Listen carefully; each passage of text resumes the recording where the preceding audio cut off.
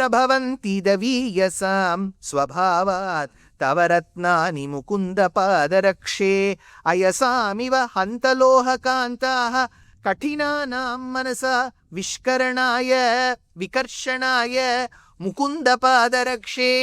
முகுந்தனுடைய பாதுகையே தவ உன்னுடைய ரத்னானி உன்மேல் பதிந்திருக்கக்கூடிய ரத்னங்கள் ஸ்வபாவாத் ஸ்வபாவாத்னா நேச்சர் பை நேச்சர் பிரபவந்தி எப்படின்னா விகர்ஷணாய they are able to attract. இப்படி பிடிச்சு இழுக்கணும். இப்போ பிடிச்சு இழுக்கிறதுல உங்களுக்கு எந்த வஸ்துலாம் ஞாபகம் வருது? வெரி குட், அதை தான் சொல்றார்.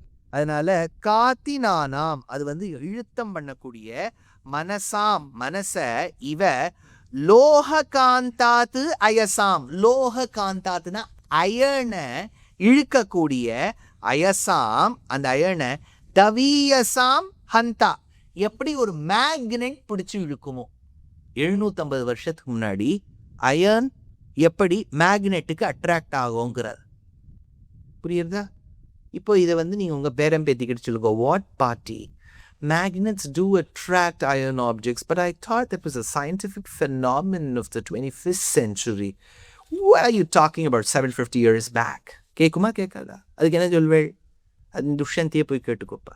அவர் தான் சொன்னார். அவர் கேட்குற விட்டு என்ன உட்காந்து கேட்டுட்டு இருக்கு. ஐ எம் திஸ் போஸ்ட்மேன் பேட்டா அண்ட் திஸ் கன்வே அப்படின்னு சொல்லப்படாது. உங்களுக்குலாம் நான் எக்விப் பண்ணுறேன். உங்கள் பேரம் பேத்தி உங்களை பார்த்து ஆடி போயிடணும். இனிமே ஐயோ பாட்டிக்கிட்ட பேச்சே வச்சுக்க முடியாது. பாட்டி இவ்வளவு இன்ஃபார்ம்டாக இருக்காளே. என்னென்னா 2 க்ஷேத்திரங்கள். ஒன்றும் கோனார்க் கேள்விப்பட்டிருக்கா? ஒடிஷாவில், அது ஈஸ்ட் இந்தியா ஒடிஷா.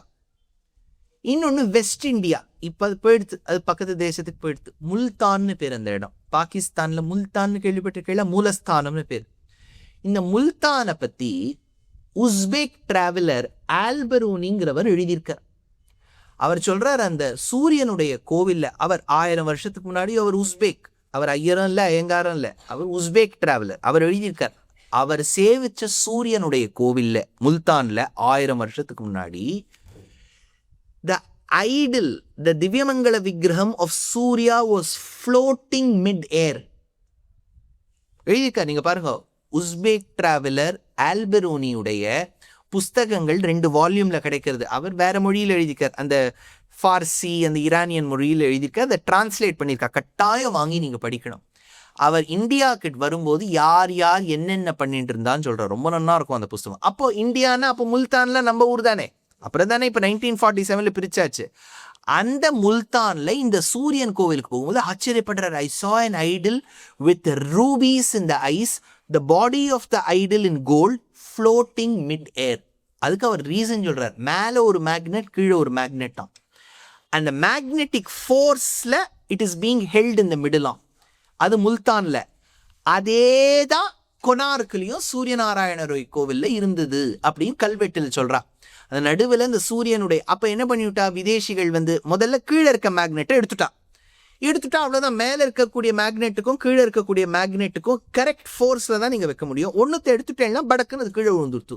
அவளால் முடிஞ்ச கைங்கரியம் பண்ணி அந்த உடஞ்ச சிலையை எடுத்துன்னு அங்கே இங்கே போயிட்டா. நீங்கள் இப்போ இங்கே British museum, metropolitan, Chicago museum, New York மியூசியம்லாம் போனால் இங்கே எங்கெல்லாம் சிலையெல்லாம் தொலைச்சிருக்கோமோ அதெல்லாம் அங்கே இருக்கும். ஏன்னா அவள் நாட்டில் ஒரு சிலையும் இல்லை. இங்கேருந்து எடுத்துன்னு போனால் தான் உண்டு. ஆனால் நம்ம ஊரில் வச்சாலும் அது ஒரு ஜாகிரதை. அது யாராவது அது நம்ம ஊருக்காராக எடுத்துன்னு போயிடுவோம். நம்ம சாதாரணப்பட்டவா இல்லை இல்லையா? அதனால எடுத்துன்னு போயிடுவோம். அதனால இந்த இடத்துல லோககாந்தாக எப்படி ஒரு மேக்னெட் அயனை பிடிச்சு இழுக்கிறதோ அந்த மாதிரி பாதுகையில் இருக்கக்கூடிய ரத்னங்கள், பாதுகை தேவியே எங்க மனச நீ ஈர்க்கறியே அப்படின்னு சொல்லியிருக்க. எப்போ ஈர்க்கணும் நம்ம மனச? உபன்யாசம் கேட்கும்போது ஈர்க்கணும் இல்லையா? சாப்பாடுக்கு முன்னாடி ஈர்க்கணும். நான் சாப்பாடுன்னு சொல்லிட்டேங்கிறதுக்காக அதுலேயே மனசு போயிட்டு இருக்கு. அதனால இன்னைக்கு என்னன்னா, ஏறத்தாழ இன்னைக்கு இல்லாட்டா நாளைக்கு உங்களுக்குலாம் ஒரு மாமி ஒரு டிலைட் பண்ண போறா. ஆத்தேன் பட்சணம் பண்ணி எடுத்துன்னு வந்திருக்கா மாமி. அதனால எல்லாருக்கும் யாத்திரா இதெல்லாம் ஒரு இதெல்லாம் ஒரு குட் ஜெஸ்டர் இல்லையா? அவளுக்கு என்ன பண்ணணும்னு தள்ள எழுத்தா. ஆனால் வரவாளுக்கெல்லாம் ஏதோ பண்ணி எடுத்துன்னு வரணும்னு நினைக்கிறா. மாமி சொன்னா நான் எல்லாருக்கும் கொடுக்கணுமே அப்படின்னா தாராளமாக கொடுக்கலாம். நம்ம சாப்பிட்றதுக்கு என்ன குறையா? இன்னும் 2 கேட்டே வாங்கி சாப்பிடுவோம் மாமி கிட்ட. அதனால அது ஒன்று உண்டு. எதுக்கு இதெல்லாம் இப்போ அந்த பட்சணம் கிடைக்க போகுதுன்னு நினைச்சுன்னு இப்போ உபன்யாசம் போயிடுவோம். ஆசிரியர் எதுக்கு இதெல்லாம் சொன்னேன்னா, இப்போ நீங்கள் ஓஹோ பட்சணம் என்ன பண்ணியிருப்பாமா, நான் என்ன பட்சணம்னு சொல்லவே இல்லை பாருங்க. எண்ணெய் பட்சணம், என்ன பட்சணம்னு சொல்லலை. அதனால அது என்னவா இருக்கும்னு, கை முறுக்கா இருக்குமா, இல்லாட்ட முள்ளா இருக்குமா, தேங்குழலா இருக்குமா, ரிப்பன் நாடாவா இருக்குமா, எப்படி இருக்கும், அப்படியே யோசிச்சுட்டு இருக்கும். அதை நினைச்சு நீ உபன்யாசம் கேளுங்க. அதனால 513வது ஸ்லோகம். பரிபஷ்யதி தேவி ரங்கநாதேஸ் ரகசித்வம் சவிதே நிவிஷ்ய லக்ஷ்மியாக பரிபுஷ்யசி ரத்னதாமபிஹி ஸ்வைஹி அனசூயேவ மனோஜ்ஞமங்கராகம். தேவி யாரு தேவி? Very good. அதான் நிவிஷ்ய நீ தங்குகின்றாய், சவிதே மகாலட்சுமியோடு தங்குகின்றாய், ஸ்வைஹி ரத்னதாமபிஹி, ரத்னதாமபிஹின ரத்னங்களால் ஏற்படுத்தப்பட்ட அந்த ஒளிக்கற்றைகளோடு, பரிபுஷ்யசி அது காந்தியை ஏற்படுத்தும். எப்பவுமே ஞாபகம் வச்சுங்கோ, நீங்க நிறைய இந்த யூரோப்ல ஒரு கல் இருக்குமே, பாடி சொரோஸ்கி அப்படின்னு அதுக்கு ரிஷிகள்லாம் அந்த காலத்தை பேர் வச்சிருக்காங்க. அதனால அந்த சொரோஸ்கிங்கிறது பல பல பல பல பலான்னு இருக்கும். அது எப்படின்னா அதனுடைய இன்டென்ட் என்னன்னா, நம்ம உடம்புல அந்த சொரோஸ்கி போட்டுண்டா நம்மளும் பளபளன்னு தெரியணுமா, பார்க்கலாம், போட்டு பார்க்கலாம். அந்த அளவுக்கு இருக்கா இந்த ரத்னங்கள். அதை சொல்றார் இந்த இடத்துல. ரத்னதாமபிகி பரிபுஷ்யசி, நம் உடம்பின், அவள் உடம்பின் காந்தியை ஏத்தி, மனோஜ்யம் அவளுக்கு ரொம்ப பிடிச்சு போயிடுறதா, அங்கராகம் அனசூயா இவ ரகசி. அனசூயா இவ யாருமா? இந்த அனசூயா யார்? இந்த மாமி அத்ரி மகரிஷிஸ் வைஃப். இந்த அனசூயா தேவி கிட்ட ஒரு பேஸ்ட் இருந்தது, சாண்டில் பேஸ்ட். இப்ப கூட சங்கமேஸ்வரன் சுவாமி சொன்னார் பாருங்க, இவர் தபஸ்ல இருக்கிறதுனால ரொம்ப யார்ட்லி, ஃபாக் இதெல்லாம் போட்டுன்னு போகக்கூடாது. அவர் பெனன்ஸ்ல இருக்கார். எப்பவுமே பெனன்ஸ்ல இருக்கவளுக்கு நம்ம தான் உதவணும். இப்போ ஒருத்தர் ஏகாதசி விரதம் இருக்காருன்னு வச்சுக்கோங்க, ஆத்துல வேணுட்டே அவள் இருக்க உட்காந்து மசால் வடையை சாப்பிட்றது. ஓ இன்னைக்கு ஏகாதசி இருக்கல, I'm very sorry to know this அப்படின்னு சொல்லிட்டு இவர் உட்காந்து, இவரும் இருக்கணும், இருக்க மாட்டார். நன்னா மசால் வடையை சாட்டுண்டு அந்த சம்பா கிளியை சாட்டுன்னு பண்ணா எப்படி? அந்த மாதிரி இப்போ பரதன் இங்கே தபஸில் இருக்காருன்னா நம்ம உதவணும். நன்னா சென்டிகின்ட்டெல்லாம் போட்டு போனால் அவருக்கு ஆசை வந்துடும் இல்லையா? அதனால இந்த இடத்துல சொல்கிறார் அங்கராகம். அங்கராகம்னா சாண்டில்வுட் பேஸ்ட்னு அர்த்தம். களபம்னு பேர். இந்த கோவில்கள்லாம் போனேன்னா களப பிரசாதம்னு கேட்டேன்னா கொடுப்பா. அந்த களப பிரசாதம் அதை நம்ம நன்னா ஆற்றுக்கு எடுத்து போகலாம். இங்கெல்லாம் குங்கும பிரசாதம்னு பிரதானமாக கொடுக்கறது இல்லை, களபம். அந்த களபத்தை நன்னா ஆற்றுக்கு எடுத்துன்னு போகலாம். துளசி கொடுத்தா அது சாப்பிட்ற விதம் ஒன்று இருக்குது. யார் வேணாலும் துளசி சாப்பிட்லாம். அது ஒரு சின்ன இதாக எடுத்துன்ட்டு வாயில் போட்டுக்கணும். பல்லே அதை கடிக்கப்படாது. உட்காந்து மாடு மாதிரி ஏன்னு போட்டு அது நல்லா மென்று அந்த துளசிக்கு ஒரு மாதிரி ஆகிடும். பாவம் இவர் வாயில போய் நம்ம மாட்டின்ட்டோமேன்னுட்டு அதை மெதுவாக சாப்பிடணும். அது ஒன்றும் இல்லை, அதனால தான் பெரிய இலையாக எடுத்துன்றக்கூடாது. சின்ன இலையாக எடுத்துட்டு வாயில் மரியாதையாக போட்டுன்னு மென்னணும். அது அப்படியே சாஃப்டாகி அது ஜூஸை நல்லா உறிஞ்சு அப்புறம் அதை தழனுமே ஒழிய மாடு மாதிரி உட்காந்து அரன்னு அரைச்சுட்டு கூடாது. இன்னொன்று, புருஷர்களுக்கு கொடுத்தால் துளசி, அந்த துளசியை காதில் இங்கே வச்சுக்கணும், ரைட் ஹேண்ட் சைட் காதில் வச்சுக்கணும். புஷ்பம் வச்சுக்க கூடாது, ஞாபகம் வச்சுங்கோ. அதனால தான் தமிழில் சொல்வா, காதில் பூ சுத்துறது, காதில் வச்சுக்கவே கூடாது புஷ்பத்தை. காதில் வெறும் துளசி தான் இருக்கணும். வாயில் போட்டுக்கலாம். புஷ்பம் ஸ்திரீகளும் புருஷர்களும் கூந்தலில் வச்சுக்கலாம். புருஷர்களும் வச்சுக்கலாம். அது ரொம்ப பெருசாக உட்காந்து கொண்ட மாதிரி போட்டுக்கப்படாது. புருஷாலாம் சின்ன புஷ்பமாக வச்சுட்டு இந்த இடத்துல சிக்கையாக கொஞ்சம் இருந்ததுன்னா உள்ள தள்ளி வச்சுக்கணும். அது அப்படியே பெரிய ரவுண்டு மாதிரி போட்டு நம்ம ஆலியா பட்டம் நானும் ஒரே மாதிரி தான் போட்டு போகலாம் வச்சுக்கப்படாது. அதனால் சின்னதாக வச்சுக்கணும். ஸ்திரீகள் எவ்வளோ வேணாலும் வச்சுக்கலாம். அது நிறையவே ராமரே சொல்கிறார், ஒரு மரத்தில் இருக்கக்கூடிய புஷ்பம் குறுங்குற மாதிரி இருக்குது. தாட்சிணாயனத்தில், அதாவது தெற்கில் இருக்கக்கூடிய பெண்கள்லாம் இப்படி புஷ்பம் வச்சுக்கிறாளேங்கிற அவா இஷ்டம், இப்படி வச்சுக்கலாம். அதனால் இந்த இடத்துல சொல்கிறார் அங்கராகம். இந்த சீதை ராமரோட காட்டுக்கு போகும்போது, அத்ரி ஆசிரமத்துக்கு போகும்போது அனசூயா ஒரு பேஸ்ட் கொடுக்குறான். இதை நீ உடம்புல தடவிக்கோ சீதா, இந்த smell will last for long. ஏன் சொல்கிறா தெரியுமோ? Generally smell doesn't last that long. நீங்கள் கவனிச்சிருக்கல, நீங்கள் சென்ட் போட்டுக்கிறேன்னு வச்சுக்கோங்க, முதல்ல ஒரு 30 செகண்ட் ஜம்முன்னு இருக்கும். அப்புறம் அது எங்கே போச்சுன்னே தெரியாது, இருக்கும். அது பயாலஜியில் என்ன சொல்லுவான்னா, the epithelial cells die. The new smell will not be incurred by the cells. அதனால அந்த ஸ்மெல் இருக்கும். எதிராளிக்கு அந்த ஸ்மெல் தெரியும், நமக்கு தெரியாமல் இருக்கும். அதனால தான் இவன் சொல்கிறான், நீ போட்டுருக்க இந்த பேஸ்ட் வந்து நல்ல வாசனையோடு இருக்கும். இதுதான் ஹனுமானுக்கு one of the identification marks when he goes to Sundarakandam. நிறைய அவர் செக்லிஸ்ட் ஒன்று வச்சுருக்கார். கூந்தல் வந்து நேர ஜடையாக இருக்கணும், அப்போ தான் அவள் விரகோத்கண்ட நாயிக்கா. அடுத்தது அவள் வந்து காதில் தோடு இருக்கணும், ஏன்னா ஒரு சுவாசினி ஸ்திரீ தோடு இருக்க மாட்டா, அதுக்கு ஸ்வதம்ஷ்ட்ரான்னு பேர் அதுக்கு. அதே மாதிரி இந்த இடத்த அங்கலேபம் மேலே இருக்கக்கூடிய அந்த பேஸ்ட் ஸ்மெல் தெரியணும். அதனால் இந்த இடத்த சொல்கிறார், அங்கராகம் அனசூயா அனசூயா தேவி கொடுத்தது ரகசி ரங்கநாதே பரிபஷ்யதி. அதை ரகசி ரங்கநாதே பரிபஷ்யதி, அந்த பாதுகாதேவி அனசூயா கொடுக்கறதையும் பார்த்துட்டாலாம், சீதை தரிக்கிறதையும் பார்த்துட்டாலும் அதில் ஒரு லெவலேஷன் இவ மேலே விழுந்திருக்கும் போல இருக்கு. அதனால இதை சொல்றார். அடுத்தது 516வது ஸ்லோகம். இன்னும் 2 ஸ்லோகங்கள் முடிச்சு நம்ம பூர்த்தி பண்ணிவிடலாம். தவ ரத்னகரார்பித நவீனம் பரிகிருஹ்ய ஸ்திரமம் சுகம் மனோக்யம் ஜரதம் சுகவத் சுகேன தேகம் கிருதினஹ கேசவ பாதுகே த்யஜந்தி. கேசவ பாதுகை கேசவனுடைய பாதுகையே கிருதினஹ, யாரெல்லாம் புண்ணியம் பண்ணியிருக்காளோ, யார் ரொம்ப ஃபார்ச்சுனேட் பீப்புளோ, பரிகிருஹ்ய தரிக்கிறா, நவீனாம் புதுசா, மனோக்யம் ரொம்ப அழகா, ஸ்திரம் எது நிலைச்சிருக்கோ, அம்சுகம் நல்ல வஸ்திரத்தை தரிக்கிறா. அம்பரமே தண்ணீரே ஷோரே அறம் செய்யும். வாழ்க்கையில் ஃபிசியலாஜிக்கல் நீட்ஸ் வேணும்னு மேஸ்லோங்கிறவர் சொல்லியிருக்கார். அவர் பெரிய ஒரு ஹைரார்கி போட்டு ஒரு பிரமிட் மாதிரி ஒன்று கொடுத்துருப்பார். இதெல்லாம் எம்பிஏல படிக்கிறவாள்லாம் முதல்ல அதை படிச்சுடணும். மேஸ்லோஸ் ஹைரார்கிங்கிறது 5 மார்க் கொஸ்டின்.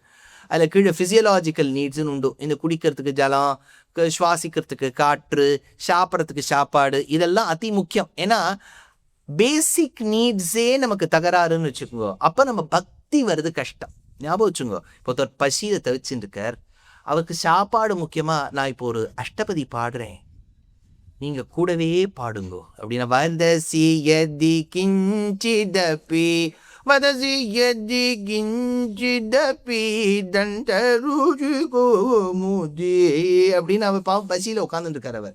அவர் வதசி எதி கிஞ்சிதப்பின்னா அவர் என்னத்தை சொல்லுவார்? வதசின்னா சொல்லுன்னு அர்த்தம். அவர் என்னத்தை சொல்லுவார்? பசியில் உட்காந்து வச்சுட்டு இருக்காரு. எப்போவுமே வாழ்க்கையில் பாவர்ட்டி இருந்துடுத்துனா it is very tough to progress to the next level. வராதுன்னு நான் சொல்லலை, ஏழைகளாக இருந்து மகான்களாக இருந்தவா எத்தனையோ பேர் இருந்திருக்கா, அவள்லாம் மகான்கள். சாதாரணப்பட்ட மாத்து குழந்தை ஏன் அதுக்கெல்லாம் இந்த கஷ்டமே தெரியறதில்ல. அது பிறக்கும் போதே டைனிங் டேபிள் பார்த்துடுத்து, அது பிறக்கும் போதே தனி ரூம் பார்த்துடுத்து, அந்த தனி ரூமில் டிவி ஒன்று பார்த்துடுத்து, அதுக்கு அட்டாச் பாத்ரூம் பார்த்துடுத்து. இதுக்கு என்ன கஷ்டம் தெரியும்னு சொல்லுங்க. அதனால் அதனால தான் எல்லா பாசிபிள் காம்பினேஷனும் அது எடுக்கும். எக்கனாமிக்ஸோட, ஃபிலாசபியோட, சைக்காலஜியோட. அதுக்கு என்ன அடுத்த 4 தங்கைக்கு கல்யாணம் பண்ணணும்னு கவலையா? 1960s அவள் சுமை தாங்கியோ 4 தங்கை இருப்பா, 3 பிரதர்ஸ் இருப்பா, அவளுக்கெல்லாம் கல்யாணம் பண்ணி ஒன்று ஒன்றா வரும் இல்லையா? இதுகளுக்கெல்லாம் உட்காந்து பண்ணுறதுக்குள்ளே போகிறோன்னு ஆகிடும். அதனால் அவர் எங்கேயாவது போய் உழைக்கணும். இந்த காலத்து குழந்தைகளுக்கு அந்த கவலை இருக்கா? அப்பா அம்மா வந்து தாங்குறா, தலையில் பாதுகையை வச்சுன்னு பரதன் தாங்கினா மாதிரி குழந்தைகளை வச்சுன்னு தாங்குறா. அவர் தாங்கினார் தான் மோட்சம் கிடைச்சி, இது தாங்கி என்ன கிடைக்கும்? ஒன்றும் கிடைக்காது.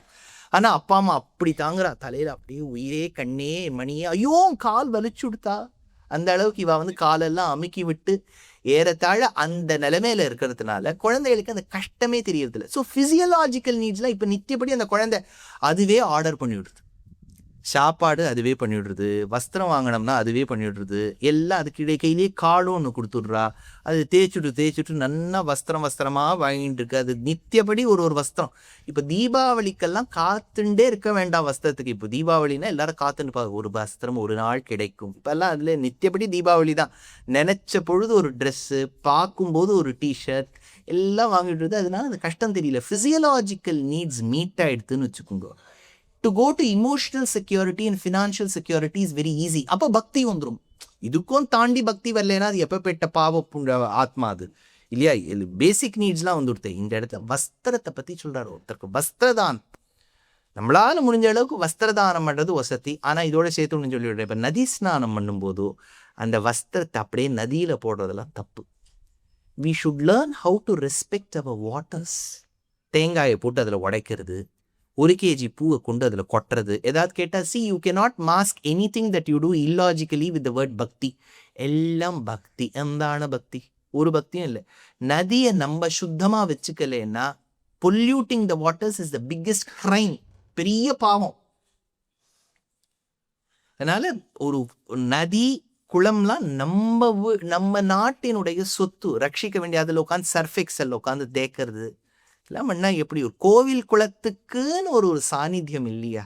இல்லை, shouldn't we keep our country clean இல்லையா? நம்ம யாத்திராவில் வரும்போது கூட ஏதோ பாட்டில் போடணும்னா கரெக்டாக அந்த குப்பை தொட்டி தேடின்னு போங்க. குப்பை தொட்டி கிடைக்கலையா, பேக்குள்ளேயே வச்சு அப்படியே குவைட்டாக யாருக்கும் தெரியாமல் ஒரு ஓரமாக வச்சுட்டு வருது. இதெல்லாம் பண்ணக்கூடாது. ஏன்னா இதெல்லாம் பண்ணோம்னா நம்ம தேசத்தை நம்மளே how responsible are we as citizens? அப்புறம் நம்ம கார்பரேஷன் பெருக்கலை, அவன் பெருக்கலை, அவன் பெருக்கட்டும், பெருக்காம போட்டோம், நம்ம எதுக்கு அசுத்தம் பண்ணுவானே? அதனால வஸ்திரம்ங்கிறது அதி முக்கியம். அந்த வஸ்திரத்துக்கு சமமா இந்த இடத்துல இருக்கான். இந்த இடத்துல சொல்ற அம்சுகம் தவ ரத்ன கரார்பிதம், நீ வஸ்திரத்தை கொடுத்தா மாதிரி இருக்கு. இந்த ஒளிக்கற்றைகள் முதல்ல ரேஸா வந்தது, அப்புறம் நெட்டாச்சு. நெட்டு மாதிரியே ட்ரெஸ் கிடைக்கிறது தெரியுமா? இப்பெல்லாம் நெட்டாவே இருக்கும். அதாவது உடம்பு தெரியும், ஆனா நெட்டு மாதிரி இருக்கும், தெரியுறதா? அந்த மாதிரி ஒரு நெட், அந்த ஒளிக்கற்றைகளால் வந்த ஒரு நெட்டில் போட்ட ஒரு வஸ்திரம் மாதிரி இருக்கான். அதனால தேகம் ஜரத் அம்சுகாத்து. இதுல என்னன்னா, நிறைய பெரியவாள்லாம் இங்க இருக்கு. இன்னமும் நீங்க உங்க கல்யாணத்துல போட்ட கூரப்புடவை இன்னும் வச்சுட்டு இருக்கவா இருப்பா. கவனிச்சிருக்கா? ஐயோ, அந்த காலத்து பட்டு ஜாகிரதையா, அது பட்டுன்னு போயிடும் சில பட்டெல்லாம். ஆனா பார்த்து வச்சிருப்பா இல்லையா? புஸ்தகத்தை விட்டுருவா. அதே காசி யாத்திரையில சுந்தரகாண்ட புஸ்தகம் கிடைச்சிருக்கோம், அது எங்க போச்சுன்னு தெரியாது. ஆனா கூரப்புடவை மட்டும் ஜாகிரதையா இருக்கும். இந்த பார்டர் வேற எங்கேயும் கிடைக்காது இல்லையா? இது கங்கா ஜமுனா இல்லையா? இந்த கங்கையிலையும் ஜமுனையிலையும் போய் தீர்த்தம் ஆடுறதும் ஒசத்தி. இந்த பக்கம் அது கலர், அந்த பக்கம் இது ரைசிங் பார்டரா வேற இருக்கு இல்லையா? எப்படி வச்சுக்கலாம்? இதெல்லாம் ஜாகிரதையா பார்த்து வச்சுப்பா பாருங்க. அப்ப என்ன ஆயிடும்?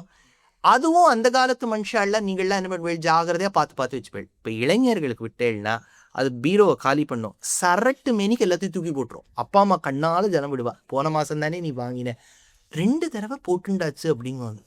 அவ்வளோதான், அது போயாச்சு, அவ்வளோதான். அந்த டிஷர்ட் எங்கேயோ வெளில போயிட்டு அது யாருக்கோ புதுசு இருக்கா மாதிரியே கொடுத்துடலாம் இல்லையா?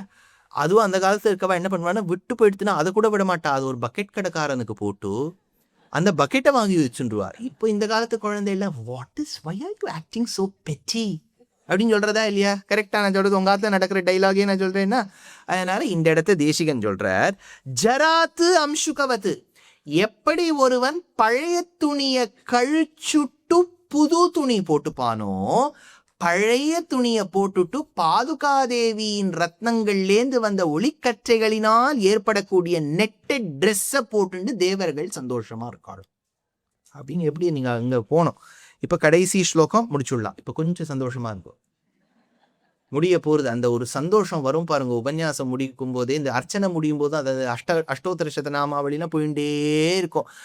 விஜிதாத்மய நம விதேயாத்மனே நமஹா அப்படின்னு போயிட்டே இருக்கும். எப்போ சார் முடியும் அப்படின்னா, தேவகி நந்தனாய நமஹா. அப்பாடி 981 வந்துட்டார். சிரஷ்டே நமஹா இல்லையா? ஷார்ங்கதன்பினே நமஹ, ரதாங்கபாணினே நமஹ, அக்ஷோபிணே நமஹ, சர்வ பிரஹரணாயுதனே நமஹ அப்படின்னு அந்த வாத்தியாரங்க வைப்பார். ஆப்பாடி முடிச்சாச்சு அப்படின்னு சொல்ற மாதிரி இப்ப நீங்க ஆஸ்வாசப்படுத்திக்கலாம். வரப்போகின்றது இன்றைய உபன்யாசத்தின் கடைசி ஸ்லோகம். அபிதோ மணி பாதுகே நிபத்தைஹி கிருத சம்ஸ்கார விசேஷமாத்மரத்னைஹ குருதே பவதி பதம் முராரேஹ கடினேஸ்மின் ஹிருதி மே நிவேஷயோக்யம் மணி பாதுகே. மணிகள் பொருந்திய பாதுகையே பவதி நீ குருதே பண்ணுவாய் முராரேஹே பகவானுடைய பாதுகையை, முராரியின் பாதுகையை தரித்திருக்கக்கூடிய பாதுகாதேவியான நீயே யூ. மேல சொல்றார் கிருத, அத சம்ஸ்கார விசேஷம். அது என்ன சொல்றார்? சம்ஸ்கார விசேஷம் அஸ்மின் மே ஹிருதி. சரி, இப்போ பிள்ளைக்கோ பொண்ணுக்கோ கல்யாணம் ஆகுது. நீங்க கல்யாணத்துக்கு முன்னாடி என்ன சொல்வேள்? அது எப்பவாவது பிள்ளையோ பொண்ணோ யாரா இருந்தாலும் கிச்சனுக்கு ஒரு தடவை வந்து பாருப்பா, இது கிச்சன்னு பேர், இங்கதான் சமைப்பா. இப்போ உனக்கு சாப்பாடு வருதே, ஆகாசத்துலேன்னு வந்துள்ள இந்த இடத்த யாரோ தெளிக பண்ணி போடுறா, அப்பாவோ அம்மாவோ யாரோ பண்ணி போடுறா, இதுக்கெல்லாம் தான் பருப்புன்னு பேர். அப்போதான் முதல் முறையாக பருப்புலேயும் 4 வகை சதுர்வித புருஷார்த்தம் மாதிரி. அது தோரம்பருப்பு, பைத்தம்பருப்பு, கடலை பருப்புனா இப்போ தான் முதல்ல அதில் பருப்பெல்லாம் பார்த்துக்கும். இல்லாட்டா அதுக்கு முன்னாடி பருப்பில் தோரம் பருப்பு பைத்தம் பருப்புனா உட்காந்து தேடிட்டு இருப்போம். சின்னதாக இருக்கணும். It will be oval shape, it will be light yellow, it will be flat on one side, it will be curvaceous on the other side, it will look like a concave mirror on the other side, but it will not be that polished. இப்படிலாம் நீங்கள் explain பண்ணுறதுக்கு கரெக்டாக தப்பான பருப்பு எடுக்கும். இதெல்லாம் நீங்கள் இதுதான் ஃபெனுக்ரீக் கியூமன் ஏன்னா அதுக்கு அப்படின்னா தெரியாது. இதெல்லாம் சொல்லிட்டு இதெல்லாம் எக்ஸ்பிளைன் பண்ணணும். அப்படின்னா நீங்கள் என்ன சொல்கிறீங்க, பின்னாடி கல்யாணமானோடனே எத்தனை நாள் தான் நீ ஸ்விக்கிலேயே வாங்கி சாப்பிடுவே இல்லையா? இப்போல்லாம் வந்து முன்னெல்லாம் கல்யாணத்தில் அடியேனே பார்த்துருக்கேன். அடியனுக்கு என்ன 39 வயசு. நானே எங்கள் பெரியவாழ்க்கெலாம் கல்யாணம் ஆகும்போது ஃபேமிலியினுடைய ஃபர்ஸ்ட் கசின்ஸ்க்கெலாம் ஆகும்போது ஒரு 25 வருஷத்துக்கு முன்னாடி பார்த்துருக்கேன். கல்யாண மண்டபத்தில் ஒரு ரூம் எடுத்திருப்பா. பாத்திரங்கள்லாம் அங்கே வரிசையாக வச்சுருப்பா. நீங்கள் பார்த்துருக்கீங்களா? இதெல்லாம் தான் பாத்திரம் கொடுக்க போகிறோம். அதெல்லாம் ஒரு பெருமைக்கு இந்த பாத்திரம்லாம் கொடுக்க போகிறோம். 2 ஒரு விளக்கு வச்சுருப்பா, கோவில் ஆழ்வார் வச்சுருப்பா, அழகாக பாம்பு பொட்டி ஒன்று வச்சுருப்பா. இதெல்லாம் நீங்கள் கவனிச்சிருக்கல? நான் சொல்கிறது பாம்பு பொட்டினா ஸ்மார்ட் ஆளில் அது வேறையாக இருக்கும். வைஷ்ணவாளில் பாம்பு பொட்டி கொடுக்கறது வழக்கம், இல்லை சாலகிராமம் வச்சு கொடுக்கறது வழக்கம். இது ஸ்மார்ட் ஆளில் பஞ்சாயத்தின பூஜைக்கு அது என்னெல்லாம் தேவையோ விக்கிரகங்கள் இதெல்லாம் கொடுப்பா.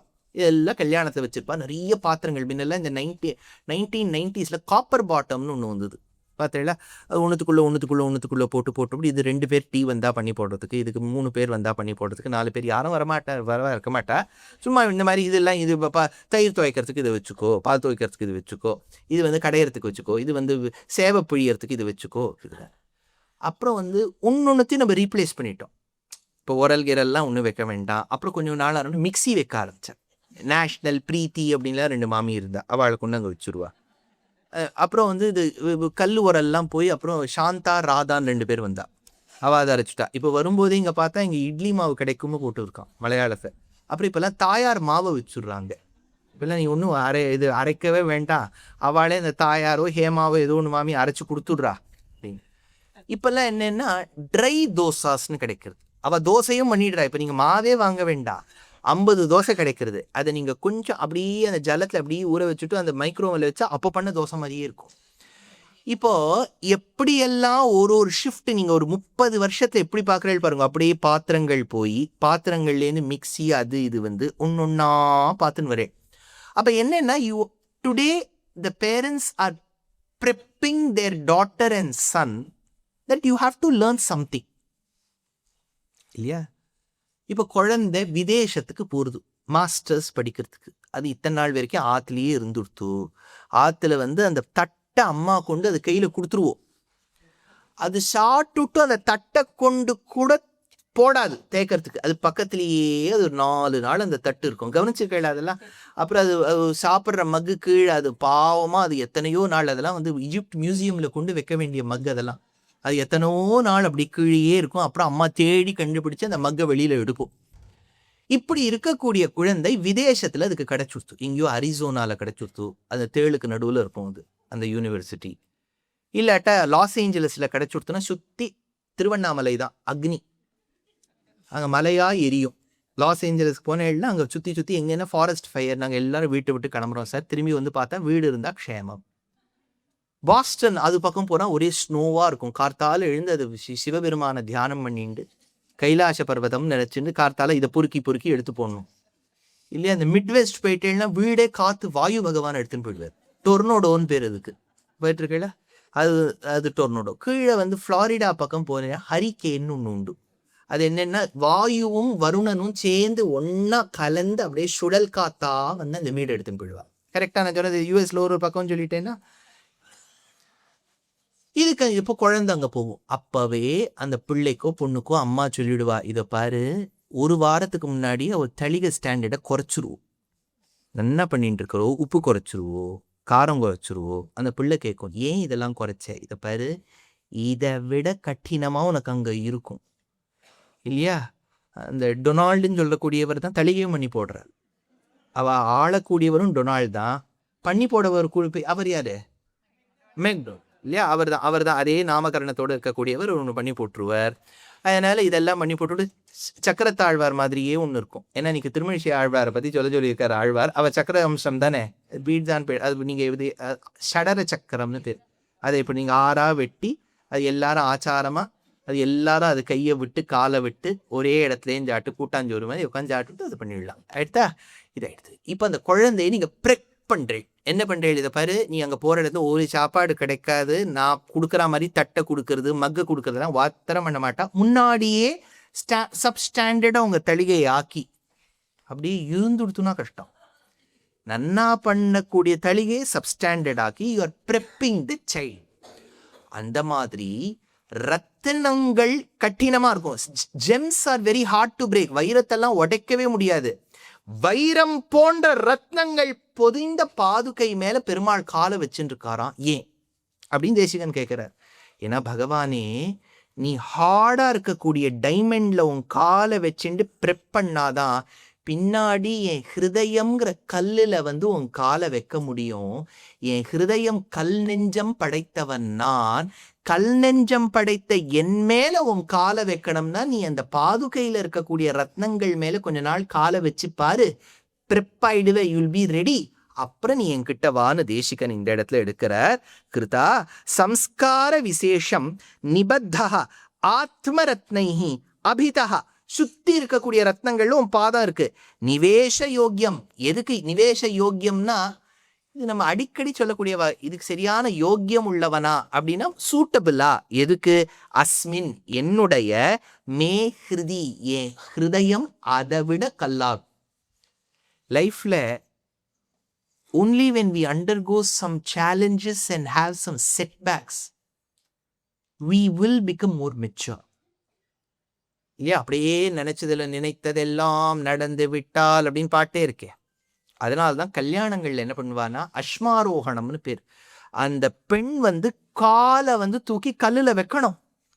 ஏன்னா அந்த அளவுக்கு உன் நெஞ்சத்தை கঠিனமா வச்சுக்கோ அப்படின்னு அர்த்தம். அந்த மாதிரி பெருமாளை பார்த்து இவர் சொல்றார், என் ஹிருதயம்ங்கிறது கல்லு, உங்க திருவடி பதியணும்னா அப்படியே கொண்டு டைரக்டா வச்சுட்டியானா you will feel very very sad. இல்லையா?